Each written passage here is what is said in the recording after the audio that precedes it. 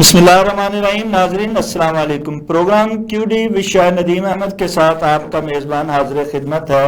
नाजरीन, अमरीकी सदर डोनाल्ड ट्रंप ने वज़ीर आज़म शहबाज शरीफ साहब को गजा के लिए कायम बोर्ड ऑफ पीस में शमूलियत की दावत दे दी है, जबकि पाकिस्तान का कहना है कि अमन के लिए किरदार अदा करते रहेंगे। एक तरफ सदर ट्रंप के दावतनामे की धूम है तो दूसरी जानब जुनैद सफदर के दावत वलीमा के चर्चे सुनाई दे रहे हैं। इसके दरमियान में ही कराची गुल प्लाजा में आतिशबाजी का सानिया भी हो गया है। इस सानिया में 20 अफराद जहां बहक, 35 के करीब जख्मी और 70 अफराद जो हैं वो लापता हैं। इसकी जिम्मेदारी कोई कबूल करेगा, कोई बड़ा इस्तीफा आएगा, और क्या जिम्मेदारों को इंसाफ के कटहरे में इस बार लाया जाएगा? इस पर इज़हार ख्याल के लिए आज हमने सीनियर सहाफ़ी कॉलम निगाह तजज़ियाकार जनाब मोहम्मद हनीफ कमर साहब को मदऊ किया। हम इनके इंतहाई शुक्रगुजार हैं कि वीडियो लिंक पर प्रोग्राम में शरीक हो रहे हैं। जनाब मोहम्मद हनीफ कमर साहब,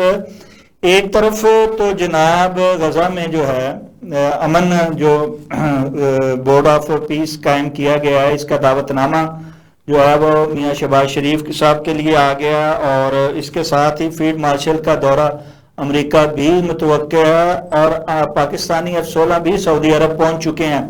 इस सारी के असरात जो है वो पाकिस्तान पर कितने मुस्बत जो है वो पड़ेंगे, या कि कोई मनफी असरात भी इसके पसे पर्दा जो है वो हावी होंगे? बहुत शुक्रिया जनाब शाहिद नदीम साहब, आपकी बड़ी मेहरबानी। ये जो खबर आपने डिस्कस की है कि गजा पीस बोर्ड में पाकिस्तान को दावत दी गई है कि वो शमूलियत इख्तियार करे, प्राइम मिनिस्टर को दावतनामा भी मिल गया है। मेरे ख्याल में ये पाकिस्तान के लिए बड़ा एजाज़ है, और गजा की जो सिचुएशन है और मशरिक़ वस्ता की जो सूरत हाल है उसमें कोई बेहतर किरदार अदा करने के लिए पाकिस्तान का वहाँ होना एक नेक शगुन है। इस सिलसिले में पाकिस्तान की जो सफारती कोशिशें हैं वो मेरा ख्याल है कि वही रंग लाई है जो पाकिस्तान की सियासी क़यादत ने और मिलिट्री इस्टेब्लिशमेंट ने मिलकर गजा में अमन कायम करने के लिए जो कुछ काविशें की, और ख़ास तौर पर हालिया दिनों में ईरान पर हमला रुकवाने में भी पाकिस्तान और आलम इस्लाम खुसूसन सऊदी अरब की और तुर्की की जो कोशिशें हैं वो बड़ी काबिल कदर हैं, और इन्हीं कोशिशों के नतीजे में ही सदर ट्रंप जो है वो रुके हैं वक्ती तौर पर ईरान पर किसी किस्म की चढ़ाई करने से। तो ये जो सूरत हाल है एक आलमी मंजरनामे के अंदर और मशरिक़ वस्ता के अंदर, जब पाकिस्तान वहाँ पे मौजूद होगा तो हम ये तो नहीं कह सकते कि कोई बड़ी आइडियल सूरत हाल होगी, लेकिन बहरहाल फ़लस्तीनियों की मुश्किलात कम करने के लिए और फ़लस्तीनियों का मुकदमा ज़्यादा बेहतर अंदाज में पेश करने के लिए पाकिस्तान का वहाँ होना पाकिस्तान के लिए, आलम अरब के लिए और आलम इस्लाम के लिए, और ख़ास तौर पर फ़लस्तीनियों के लिए ये सूदमंद साबित होगा। इसलिए मैं तो इस खबर के हवाले से बड़ा पुरुम्मीद हूँ कि पाकिस्तान को यह दावतनामा कबूल करना चाहिए, ज़रूर उसमें शामिल होना चाहिए। पाकिस्तान वाहिद इस्लामी मुल्क होगा जो इस पीस बोर्ड में अभी तक के जो लोग आए हुए हैं उनमें अगर पाकिस्तान के प्राइम मिनिस्टर शामिल होते हैं तो ये आलम इस्लाम में से पहला वज़ीर आज़म होगा जो उस बोर्ड में शामिल होगा। तो यकीनी तौर पर आप उसके अंदर रहकर ही वहाँ मुस्तकबिल की पॉलिसी साजी में अपना कोई ना कोई किरदार अदा कर सकते हैं। तो इसलिए पाकिस्तान को ज़रूर इसमें शामिल होना चाहिए मेरे ख्याल में। अच्छा, ये जहाँ शामिल होने की बात हो रही है तो वहाँ ये भी जो है वो सुनाई दे रही हैं बातें कि वहाँ जो भी इस बोर्ड का मेंबर होगा, ये शामिल होगा, वो 1 मिलियन के करीब जो है वो वहाँ देगा उसमें बोर्ड में, और उसके साथ साथ जो है फिर वो ना सिर्फ ये सिर्फ एंट्री सियासी नहीं है, इसमें फौजी एंट्री भी होगी, फिर उसका मुकाबला भी जो सामने मुखालिफ कुव्वतें उनसे होगा। तो इसके असरात क्या मस्बत तो होंगे पाकिस्तान पर? देखिए शाहिद साहब, ये 2-3 मेजर एजेंडे हैं इस बोर्ड के सामने। एक तो वहाँ पे अमन बहाल करना है, और अमन उस सूरत में बहाल होगा जब आप इसराइल का हाथ रोकेंगे। ज़ाहिर है इसराइल ही वहाँ पे मुजालिम कर रहा है, इसराइल के हमलों की वजह से ही बदअमनी है। तो अगर पाकिस्तान का कोई किरदार इस मामले में बन जाए कि वो इसराइली जुल्म का हाथ रोक सके तो इसमें क्या बुरी बात है। दूसरी ये बोर्ड बना है میں اسی سائڈ جی پہ آتا ہوں. ایک تو یہ اسرائیل کو آپ روکنے کے لیے، اور دوسرا حماس کو ڈس آرم کرنا، یہ ہے اس کا بڑا پہلو. پاکستان اب تک جو پاکستان کی اعلانیہ پالیسی رہی ہے وہ یہ ہے کہ وہ حماس کو یک طرفہ طور پر ڈس آرم نہیں کرے گا. اب آپ نے عالمی فورم سے لا تعلقی اختیار کر کے آپ اپنی کوئی بھی بات نہیں منوا سکتے. جب آپ اس فورم کے اندر ہوں گے، آپ وہاں پہ دلائل دیں گے، لاجک دیں گے، تو اگر آخری تجزیے میں حماس ڈس آرم بھی ہوتا ہے اور اس کے نتیجے میں فلسطینیوں کو امن نصیب ہوتا ہے اور اسرائیلی حملے رکتے ہیں اور کوئی اس کا پازیٹو حل نکلتا ہے، تو یہ بھی اسرائیلی عوام کے لیے کوئی نقصان کا سودا نہیں ہوگا. لیکن یک طرفہ طور پر حماس کو ڈس آرم کرنے میں پاکستان نے واضح طور پر یہ واضح کر دی ہے بات کہ پاکستان یک طرفہ طور پر حماس کو ڈس آرم کرنے کی کسی مہم کا حصہ نہیں بنے گا. اس کے بعد اگلی بات ہے کہ غزہ کی تعمیر نو. اس تعمیر نو میں ظاہر ہے وہاں پہ جتنی تباہی پھیلا دی گئی ہے، اسرائیل نے کھنڈر بنا دیا ہے غزہ کو، اس کی کنسٹرکشن ہونی ہے، تعمیر نو ہونی ہے. اس کے لیے عالمی برادری سے فنڈز بھی لیے جائیں گے، اور اس کے ساتھ ساتھ وہاں پہ پروجیکٹس بھی بنیں گے، نئے نئے پروجیکٹس بھی بنیں گے. یہ بھی ٹرمپ کا ایک منصوبہ ہے کہ وہاں پہ جو ہے وہ تعمیر نو. آپ دیکھیں کہ ٹرمپ کے داماد بھی اس میں شامل ہیں، جن کی بڑی بڑی کنسٹرکشن کمپنیاں ہیں اور دیگر بھی اس طرح کے لوگ ہیں. تو پاکستان وہاں پر رہ کر اس کی معاشی بحالی میں اور انفراسٹرکچر کی بحالی میں بھی اپنا کردار ادا کر سکتا ہے. تو پاکستان کا وہاں پہ نہ ہونا وہ میرا خیال ہے کسی بھی صورت کسی کے لیے بھی تو صورت آپ کہتے ہیں جہاں تک $1 ارب دینے کی یا اس سے زیادہ دینے یا اس میں مشاورت کرنے کی بات ہے، تو پھر ہمارے جو اتحادی ہیں، عرب اتحادی ہیں، وہ اس میں ہماری مشاورت کریں گے، اور ایک مل کے جو ہے جہاں ہم وہاں آزاد فلسطینی ریاست کے قیام کی کوشش کر سکتے ہیں، وہاں ہم اس کے حصےدار بھی بن سکتے ہیں جو معیشت کی بہتری کے لیے وہاں جو کچھ ہوگا. اس میں کوئی شک نہیں ہے. اور اس کے علاوہ پاکستان اگر اس میں اس دعوت نامے کو ایکسیپٹ کرے گا اور اس میں شمولیت اختیار کرے گا، تو وہ اپنے عرب اتحادیوں کی مشاورت کے بغیر تو نہیں کرے گا نا. وہ سعودی عرب اور دیگر ممالک کی مشاورت کے ساتھ، ترکی کی مشاورت کے ساتھ، قطر کی مشاورت کے ساتھ شامل ہوگا. اور یہ سارا جو مجوزہ پلان ہے، اور اگر پاکستان اس میں شامل ہوتا ہے تو اس کو پورا بیک اپ ہوگا عرب ورلڈ کا اور مسلم ورلڈ کا. پاکستان کو بیک اپ حاصل ہوگا. تو اس لیے میرا خیال میں یہ فلسطینیوں کے لیے میں اس کو خوش آئند سمجھتا ہوں. پاکستان کی شمولیت ان کے اوپر ہونے والے مظالم کو اور ان کے اوپر ہونے والی سختیوں کو کسی نہ کسی طور بہرحال کم ضرور کرنے کی کوشش کرے گا پاکستان. اگرچہ میں اس حوالے سے اتنا پر امید نہیں ہوں کہ وہ سختیاں ختم ہو جائیں گی اور ایک آزاد فلسطینی ریاست جس طرح کا ہم خواب دیکھ رہے ہیں وہ اسی طرح ہی وقوع پذیر ہو جائے گی. لیکن بہرحال کچھ نہ کچھ آسانیاں ضرور پیدا ہوں گی. ایک طرف جہاں یہ اس کا دعوت نامے کا شور اور بڑا زور ہے، دوسری طرف جو ہے وہ جناب جنید صفدر صاحب کی شادی کے بھی بڑے چرچے ہیں. اچھا، اس میں جو ہے عربوں کا دکھاوا ہوا ہے، ایک غریب ملک کے غریب عوام اور غربت جو ہے وہ بھی اس کے مقابلے میں شرمسار دکھائی دیتی ہے. کیا آپ سمجھتے ہیں واقعی ایسا ہے؟ ایک غریب ملک کے امیر حکمران جب اس طرح نمود و نمائش کرتے ہیں تو اس کے اثرات کیا عوام پر مثبت پڑ رہے ہیں، اور کیا واقعی عوام بھی پھر ان کی خوشی میں شامل ہے؟ شاہد صاحب، یہ بڑی افسوسناک صورتحال ہے. یہ ہمارے سماجی رویوں کی نشاندہی کرتی ہے اور ہمارے حکمرانوں کے رویوں کی نشاندہی کرتی ہے. آپ تو کہہ رہے ہیں کہ غریب ملک کے حکمران اس طرح کی نمود و نمائش کریں. میں کہتا ہوں کہ اگر امیر ملک کے حکمران بھی ایسا کرے تو وہ بھی ناروا ہے. آپ کو جناب رسالت مآب صلی اللہ علیہ وسلم کا فرمان ان لوگوں کے نظر سے نہیں گزرا کہ اسراف کرنے والا شیطان کا بھائی ہے. تو یہ شیطانی اعمال ہیں جو آپ اسراف کرتے ہیں. ہاں، ضرورت کے تحت آپ کے لیے خرچ کرنا بالکل جائز ہے. آپ اپنی جائز ضروریات کو بڑے احسن طریقے سے آپ پورا کر سکتے ہیں، آپ اس میں اچھا کام کر سکتے ہیں.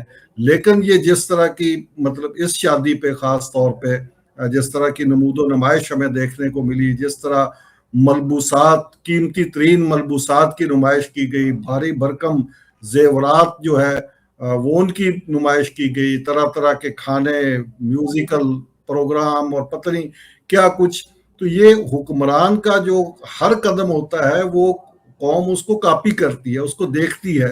اب مجھے بتائیے کہ میرے یہ حکمران کس منہ سے اپنے عوام کو سادگی کی تلقین کرتے ہیں؟ یہ کس منہ سے کہتے ہیں کہ جی ون ڈش کی پابندی کی جائے؟ اب میرے جیسا آپ جیسا کوئی عام آدمی اپنی خوشیوں پہ اگر ون ڈش کی خلاف ورزی کر لیتا ہے تو اس کی تو براتیں ذلیل و خوار ہو جاتی ہیں، اس کے تو چھاپے پڑ جاتے ہیں وہاں پہ.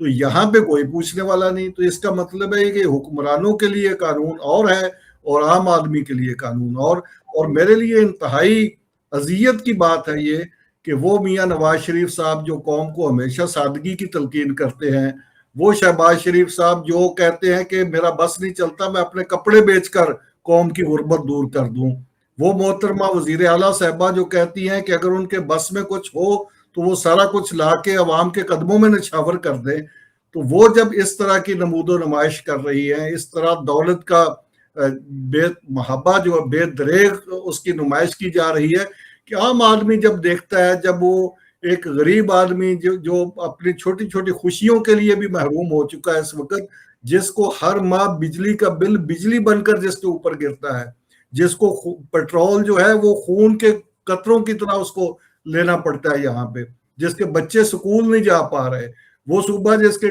2 کروڑ کے قریب بچے اب بھی سکول سے باہر ہیں، وہ جہاں ہسپتالوں میں لوگ وینٹیلیٹر نہ ہونے کی وجہ سے وہاں پہ سسک کر مر جاتے ہیں. ابھی میرے جاننے والے میرے دوست ہیں، ان کا بچہ کل اسلام آباد کے پمز ہسپتال میں وینٹیلیٹر نہ ملنے کی وجہ سے وہ معصوم بچہ وہ جان کی بازی ہار گیا. تو ایسی صورتحال میں آپ کے حکمران اس طرح نمائش کریں کہ دولت کا اس طرح وہ یہ تو غریب عوام کے زخموں پر باقاعدہ نمک پاشی کرنے والی بات ہے. اور آپ دیکھیں کہ کیسا قانون ہے کہ اگر آپ بیرون ملک جاتے ہیں، حکمران ہیں، آپ کو تحائف ملتے ہیں تو وہ تحائف تو آپ نے وہ کیا کہتے ہیں اس کو توشہ خانہ میں جمع کروانے ہوتے ہیں، اور آپ وہ توشہ خانہ میں جمع نہیں کرتے تو آپ پہ مقدمے بنتے. یہ بھی علیحدہ بات ہے کہ کس نے کرائے کس نے نہیں کرائے، وہ ایک علیحدہ بات ہے. لیکن جب حکمران کی شادی پہ آپ لوگوں کو بلاتے ہیں، اپنے بچوں کی شادیوں پہ، تو جو آپ کو سلامیہ اور تحائف ملتے ہیں وہ آپ کو نہیں مل رہے ہوتے، وہ وزیر اعلیٰ کو مل رہے ہیں، وہ وزیر اعظم کو مل رہے ہیں. لوگ وزیر اعلیٰ اور وزیر اعظم کی خوشنودی حاصل کرنے کے لیے لاکھوں کروڑوں میں سلامیہ دیتے ہیں اور تحائف دیتے ہیں. تو کیا وہ سرکاری ملکیت نہیں ہونے چاہیے؟ میں امید کرتا ہوں، بلکہ دیکھتا ہوں، آپ بھی دیکھیے گا کہ یہ اس شادی پر جتنی سلامیاں ہوئی ہیں اور جتنے تحائف دیے گئے ہیں، کیا وہ توشہ خانہ میں جمع ہوتے ہیں؟ یہاں اسی ملک میں کہیں قرون اولیٰ کی مثال نہیں دے رہا، اسی ملک میں سید منور حسن صاحب جماعت اسلامی کے امیر تھے، اللہ انہیں غریق رحمت کرے. ان کی بیٹی کی شادی تھی، تو ان کی شادی پہ جو مہمان آئے انہوں نے بیٹی کو تحائف دیے، ڈھیر لگ گیا تحائف کے، اور اس میں قیمتی چیزیں بھی تھیں، پیسے بھی تھے. تو جیسے ہی وہ شادی کی تقریب ختم ہوئی تو سید منور حسن صاحب نے کہا کہ یہ سارے کے سارے تحائف جو ہے یہ جماعت اسلامی کے بیت المال میں جمع کرا دیے جائیں، یہ جماعت اسلامی کے امیر کو ملے ہیں، یہ مجھے نہیں ملے. تو یہ مسئلے بھی اسی ملک میں قائم ہیں. تو آپ لیکن دیکھیں کہ ان اچھی روایات کو تو اپنایا نہیں جاتا، بلکہ اس قسم کی جو دکھاوا ہے اس کو جو ہے وہ زیادہ فروغ دیا جاتا ہے. اسی لیے اس کے فروغ پر جو ہے کے حوالے سے نہ صرف یہ آپ شریف خاندان کی بات کر رہے ہیں، زرداری خاندان بھی اس پہ ستائش جو ہے کہ وہ ٹویٹ کر رہے ہیں، بلکہ کہہ رہے ہیں آصفہ اور دوسری بہن ان کی اور اس کے ساتھ ساتھ دیگر جو پیپلز پارٹی کے اہم قائدین خواتین ہیں، وہ کہہ رہی ہیں کہ ہم بھی اپنی شادیوں پہ اسی طرح کی جو ہے وہ کریں گے، ند و نمائش کریں گے، ہم اسی طرح کا دکھاوا کریں گے، اور یہ بڑی آئیڈیل شادی ہوئی ہے، تعریفی کلمات اس پہ کہے جا رہے ہیں. تو جب اس طرح کے حکمران اشرافیہ ایک دوسرے کے لیے اچھے کلمات کہے گی اور اس کو فروغ دے گی، تو عام آدمی کیا دنیا بھی تو دیکھ رہی ہے کہ ایک قرضوں پہ قرض ملک جو ہے اس کے حکمران اشرافیہ کیا کر رہی ہے. قرض اتارنے کی صرف نعرہ لگایا جاتا ہے. ان کے پاس جب اربوں روپے کے زیورات اور کھربوں روپے کی جائیدادیں ہیں تو کیوں نہیں یہ قرض اتارتے اس ملک کا بجائے یہ رسومات کرنے کے؟ دیکھیں شاہد صاحب، یہ اس سے بھی زیادہ افسوسناک بات ہے. یہ کہتے ہیں کہ وہ کیا اس کو میں اب نرم سے نرم الفاظ میں کیا کہوں کہ عذر گناہ بدتر از گناہ.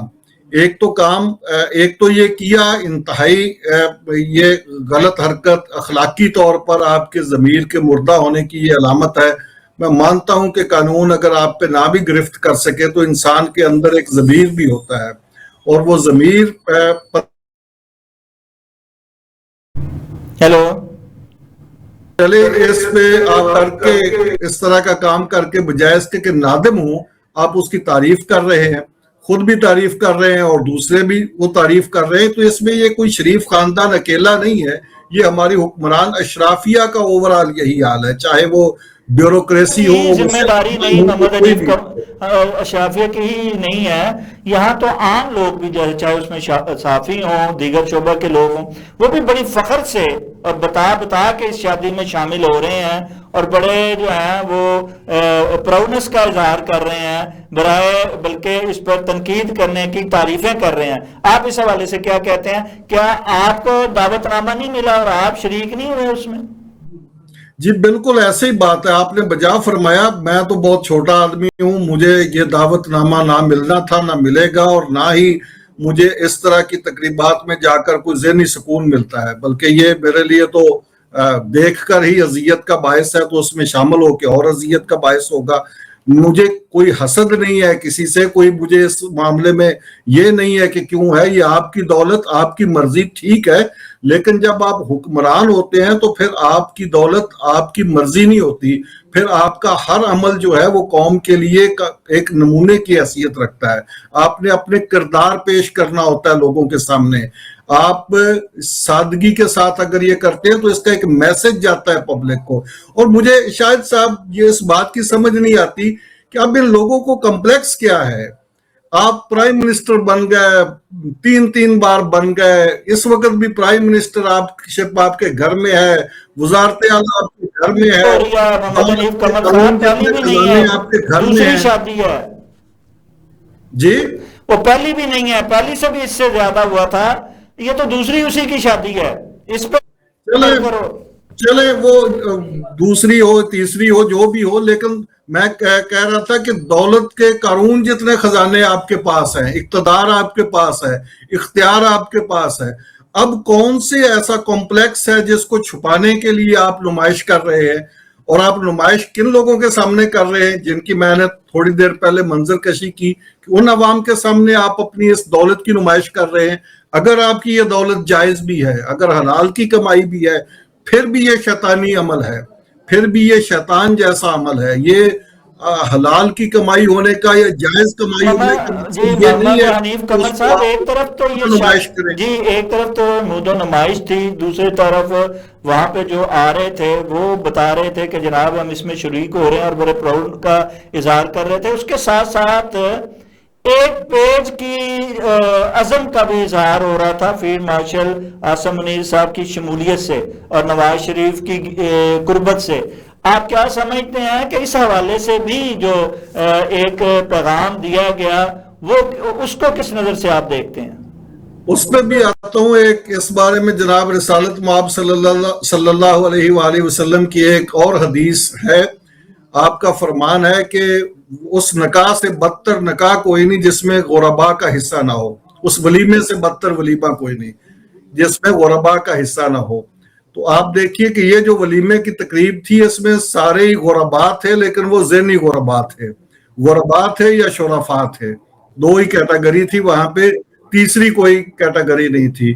تو یہ اس ولیمے کو آپ دیکھیں جناب رسالت مآب صلی اللہ علیہ وسلم کے فرمان کی روشنی میں یہ کس طرح کا ولیمہ تھا. اب آپ جاتے ہیں دوسری سائڈ پہ, ظاہر ہے فیلڈ مارشل سمیت زندگی کے تمام شعبوں کی جو ٹاپ کی شخصیات تھیں وہ اس میں شامل تھی. ظاہر ہے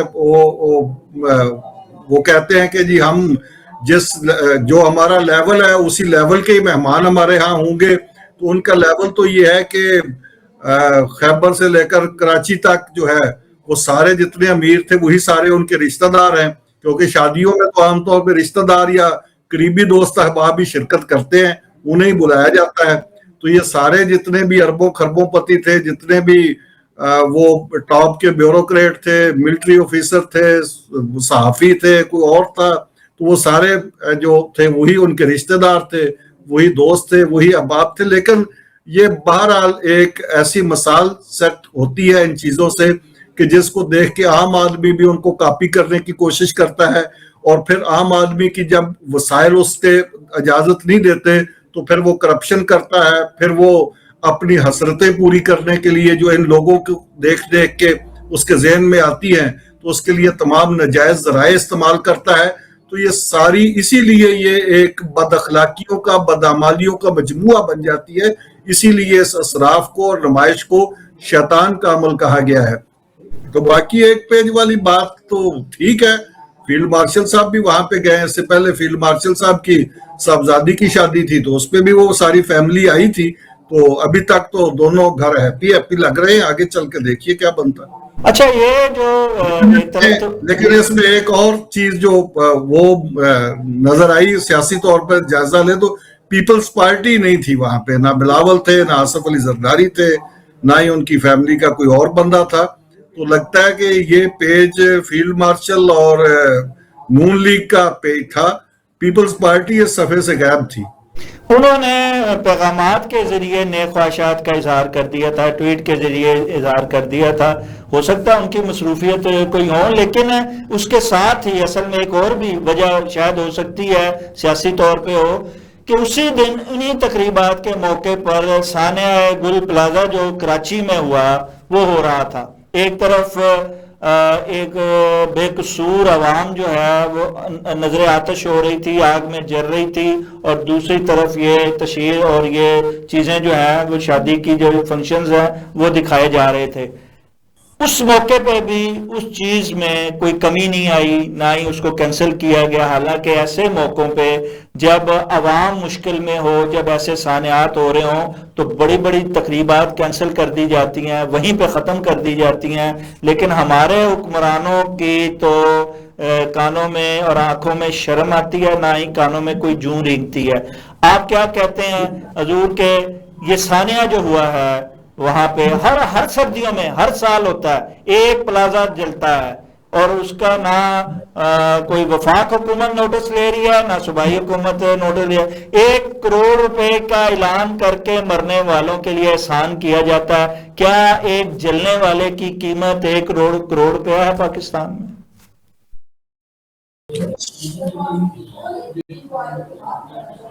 جی ہیلو. جی حنیف صاحب. جی شاہد صاحب آپ نے بالکل بجا طور پر یہ بات کی, لیکن یہ ساری جو آپ فرما رہے ہیں بات کہ یہ تقریبات منسوخ ہو جاتی, یہ نہ ہوتی, اس کی جو نمود و نمائش ہے وہ کم کر دی جاتی, لیکن یہ تو سارا کچھ تب ہوتا ہے نا جب کہیں پہ کوئی اخلاقیات, کوئی ضمیر, کوئی نام کی کوئی چیز ہوتی. تو مجھے تو وہ ان ساری چیزوں کا وہاں پہ دور دور تک نام و نشان نظر نہیں آتا, اور کسی ایک خاندان کی یا کسی ایک حکومت کی بات نہیں کر رہا. میں تو اس کو طبقہ اشرافیہ میں جو سارے لوگ آتے ہیں وہ ساروں کا یہی حال ہے. رہی بات کراچی میں گل پلازے کا سانحے کی, تو یہ سانحہ کوئی پہلا سانحہ تو ہے نہیں, اور میں انتہائی دکھ کے ساتھ یہ کہہ رہا ہوں کہ یہ انفارچونیٹلی مجھے نہیں لگتا کہ یہ کوئی آخری سانحہ بھی ہوگا, کیونکہ حکمرانوں کے جو رویے ہیں وہ اس بات کے شواہد پیش کر رہے ہیں کہ ہم نے نہ پہلے کبھی سبق سیکھا تھا, نہ اب کبھی کچھ.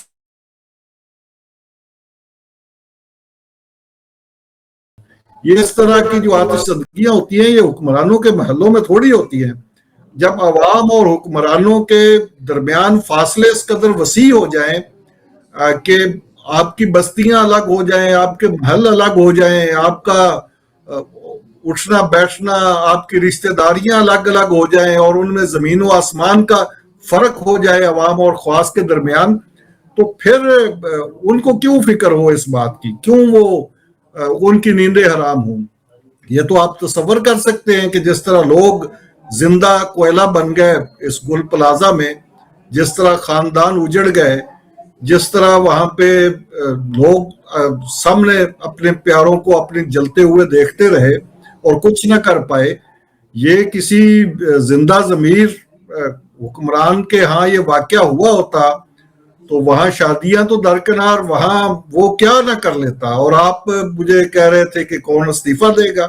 خدا نخواستہ ایسا کبھی کچھ نہیں ہونے والا.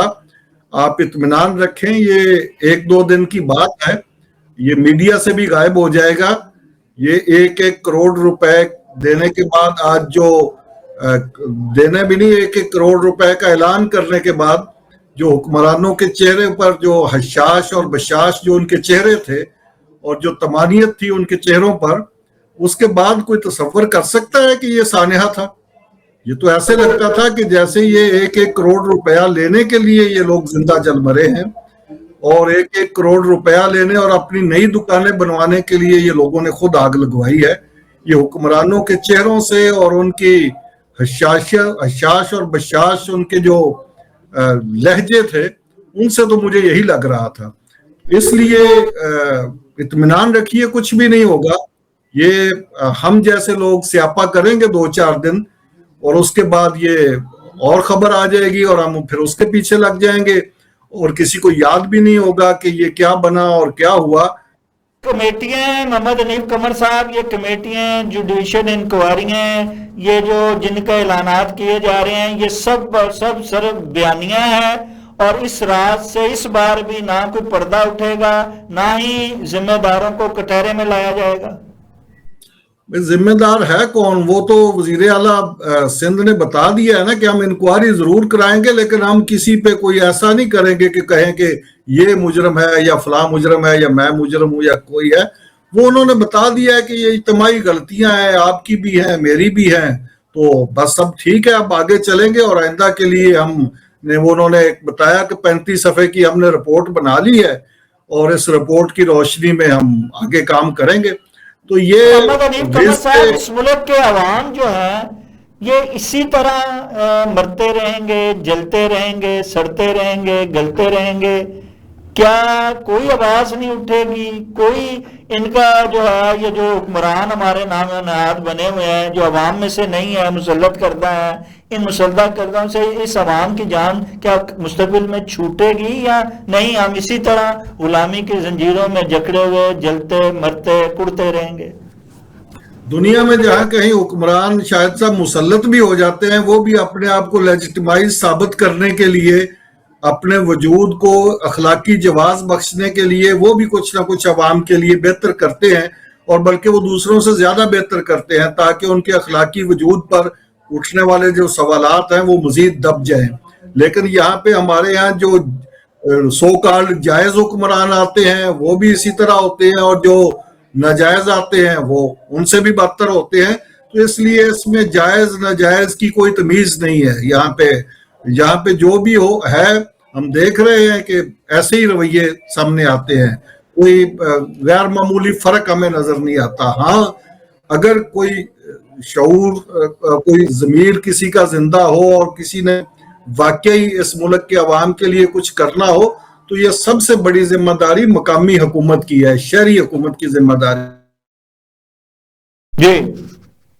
جی محمد حنیف قمر صاحب ہے. اور وہاں پہ فائر الارم نہیں لگے ہوئے، وہاں پہ فائر بریگیڈ کا سسٹم نہیں لگا ہوا، وہاں پہ ایگزٹ اور انٹری کے راستے جو ہے وہ متعین نہیں ہے، وہ بلڈنگ کے اصولوں کے مطابق نہیں بنا ہوا. تو شہری حکومت کی، مقامی حکومت کی، لوکل گورنمنٹ کی یہ ذمہ داری ہے کہ وہ اس پہ عمل درآمد کروائے. اور یہ کوئی ایک پلازا نہیں ہے کراچی میں اس طرح کی. وہ خود وزیر اعلیٰ صاحب فرما رہے تھے کہ 300 کے قریب بلڈنگوں کی فہرست تو ابھی بھی ان کے پاس پڑی ہوئی ہے، جو بلڈنگ اصولوں کو وائلیٹ کرتے ہوئے بنائی گئی ہیں. تو جب آپ کے ہاں مقامی حکومتیں ہیں ہی نہیں، اگر ہیں تو وہ اتنی بے جان اور بے اثر ہیں کہ وہ صرف نمائشی ہیں، تو پھر یہ کام کون کرے گا؟ یہ تو مقامی حکومتوں کا کام ہے، یہ نہ کسی وزیر اعظم کا کام ہے، نہ کسی وزیر اعلیٰ کا کام ہے. یہ تو آپ کا ٹاؤن پلاننگ کا جو محکمہ ہے، آپ کا جو شہری جو حکومت کا محکمہ ہے مقامی، یہ ان کے کام ہے. جو فائر بریگیڈ کی اگر وہاں پہ کوئی سستی رہی، کوئی کمزوری رہی، تو فائر بریگیڈ کے محکمے کا کام ہے، سول ڈیفنس کے محکمے کا کام ہے. پھر آپ کا جو اس طرح کی ہنگامی صورتحال میں آپ دیکھیں کہ گنجان آبادی والا علاقہ ہے اپنا کراچی، اور صرف یہ کراچی پہ کیا موقوف، آپ دیکھیں لاہور میں، اسلام آباد میں جو بڑی بڑی बिल्डिंगें बनी हुई है, इतनी हाई राइज बिल्डिंगें बन रही है। इन बिल्डिंगों के अंदर कल को खुदा न खास्ता कोई जल्जला आता है, कोई और आफत आ जाती है, कोई आग लगती है, तो क्या यहाँ पे को वो प्रिकॉशंस लिए गए हैं? हर बिल्डिंग के अंदर उसका कोई फायर कंट्रोल का कोई सिस्टम मौजूद है? जो इतनी इतनी बड़ी इस्लामाबाद के अंदर बिल्डिंगें बन रही है, तो ये कभी किसी ने कोई रिहर्सल की है उस बिल्डिंग की? वो सारे महकमे पता नहीं कहाँ पे काम कर रहे हैं, किस सियारे पे बैठे हुए हैं वो। जब हादसा होगा फिर ये मातम होगा, फिर कहा जाएगा कि जी हाँ जी ये था ये। अगर वहां पे शॉर्ट सर्किट से आग लगी तो किसी महकमे की कोई जिम्मेदारी है कि इतनी बड़ी बिल्डिंग के अंदर जो है वायरिंग की सूरत हाल को वो मॉनिटर करे? दूसरे नंबर पे ये तो हुकूमतों की है। खुद समाजी सतह पे हम इतने बेहिस हो गए हैं कि एक ताजर जो माजरत के साथ अपनी दुकान से करोड़ों रुपया कमाता है, वो भी उसको भी इतनी तौफीक नहीं होती कि वो उसकी मेंटेनेंस के लिए कुछ कर ले, वो प्लाजे की पार्किंग के लिए वो कुछ कर ले, या अपने तौर पे ही कुछ कर ले ताजर तंजीमें। ना समाजी तौर पर हम इस काबिल हैं कि हम अपना बंदोबस्त आप कर सकें, और वो ताजर जो पैसा तो कमाते हैं लेकिन उसको लगाना, जो अपनी वेलफेयर के लिए लगाना भी मुनासिब नहीं समझते। हुकूमतों का रोल मैंने आपको बयान कर दिया, तो फिर हम तवक्को किस चीज से रखें कि कैसे बेहतरी आएगी? ये तो मुल्क के अंदर मकामी हुकूमतों का निज़ाम इस लेवल का मुअस्सर और मजबूत और बाइख्तियार निज़ाम दिया जाए, वो इन चीजों को एक एक करके देखे, हंगामी बुनियादों पर आपकी टाउन प्लानिंग का जायजा ले पूरे मुल्क के अंदर, और फिर देखे कि ये किस तरह इन चीजों को ठीक किया जा सकता है, तब जाके कहीं ये हो सकता है ठीक। अदरवाइज तो ये एक के बाद। जी मोहम्मद हनीफ कमर साहब, आपका बहुत बहुत शुक्रिया। जैसा कि नाज़रीन मोहम्मद हनीफ कमर साहब ने कहा है कि हमें अपने जिम्मेदारियों का एहसास करना होगा, हमें अपने गिरेबानों में झांकना होगा, हमें अपने रवैयों को दुरुस्त करना होगा, वरना यूं ही हम जलते रहेंगे, मरते रहेंगे, कुड़ते रहेंगे और एक दूसरे को ही मुद्दे इल्ज़ाम ठहराते रहेंगे। हमने खुद को दुरुस्त करना है और फिर आगे बढ़ना है। आज इसके साथ ही प्रोग्राम का वक्त ख़त्म हो जाता है। अपने मेज़बान शायर नदीम अहमद को इजाज़त दीजिए। आपका हमारा हम सबका अल्लाह निगहबान।